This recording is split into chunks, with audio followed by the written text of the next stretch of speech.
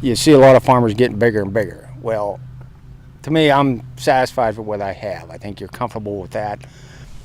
Trent Fox in Winfield Township, Western Pennsylvania, Cabot. A farm around 800 acres. You have a small window to get these crops in anymore, and to do it right, and that's the way I was always taught. If you're going to do something, do it right. I'm comfortable with the amount of acres I have.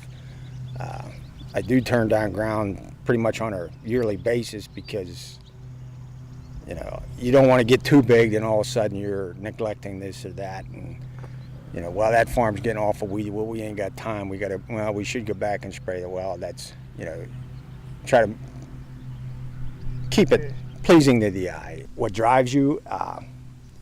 It's at Sunday mornings when people come over and pull you off to the side and say the place looks good and that stuff. So you try every year. I'll try to do a little better.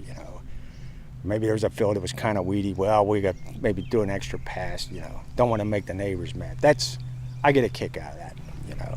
Some of even the bigger farmers around here that I look up to, when they tell you did a good job this year, I enjoy that. So I was just a little shaver back then. And I always admired them. So that's nice that they're getting older and saying, well, that guy does a nice job. So crop insurance, I think anymore, it's a safety net. It's something any farmer, don't matter the size and many acres you have, you're a big farmer or a small farmer, it's a safety net. There's only a few occupations that rely on Mother Nature. Sometimes it's like this year, for example, it just rains and rains, and it might get very dry this summer. Crop insurance, I think it'll help you financially where you were before you put the seed in the ground. So if something happens, at least you cover all your bases. So yeah, it's good to have an agent that always looking out for you. Hey, you ought to change this or that. Let's do this. It's going to help you out if there is a disaster. You hate to use it every year, but it's in your back pocket.